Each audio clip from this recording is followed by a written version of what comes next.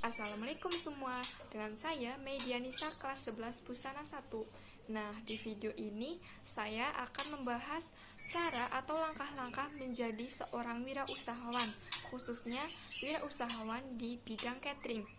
Nah, untuk menjadi seorang pembisnis di bidang catering tentu ada langkah-langkah yang perlu kita lakukan. Nah, di video saya ini ada 7 langkah cara memulai menjadi seorang wirausahawan di bidang catering. Yuk kita belajar bareng-bareng. Nah, langkah yang pertama yaitu menentukan jenis catering dan nama brand. Anda harus tahu jenis catering yang akan ditekuni. Maka untuk langkah awal sebaiknya terfokus pada satu jenis terlebih dahulu. Jenis-jenis usaha catering misalnya ada usaha catering pesta, perusahaan, sekolah, dan rumahan. Selain itu, kita juga harus menentukan nama brand. Tentukan nama brand setelah Anda yakin memilih jenis catering mana yang akan ditekuni. Pilih nama brand yang mudah diingat, berhubungan dengan cateringmu, dan bermakna baik, karena nama brand juga bisa menjadi harapan atau doa yang bisa mendatangkan keberuntungan. Tambahkan juga logo. Dengan adanya brand dan logo akan terlihat lebih profesional. Langkah yang kedua yaitu mencari supplier bahan baku. Jangan asal-asalan memilih supplier bahan baku.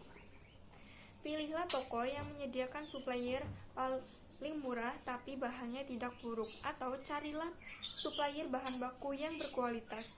Untuk mendapat harga yang cukup miring, bisa langsung membeli ke tempat kulakan bahan baku.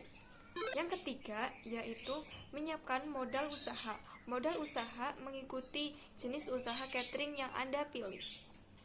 Sesuaikan modal dan kemampuan Anda, jangan memaksakan. Jika skala usaha catering masih skala rumahan, sebaiknya gunakan modal tidak terlalu besar.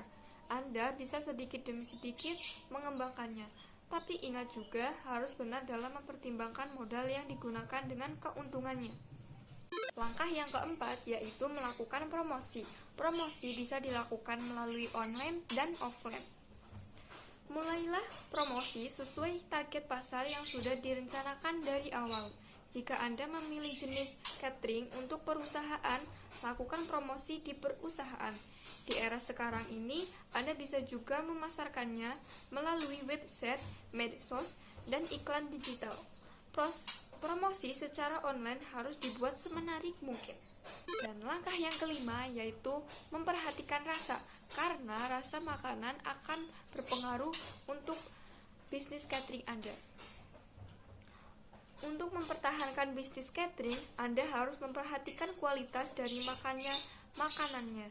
Minimal rasa yang disajikan enak, bergizi, dan sesuai dengan harganya. Lebih bagus lagi jika mempunyai cita rasa yang khas yang bisa menjadi keunikan tersendiri bagi usaha catering Anda.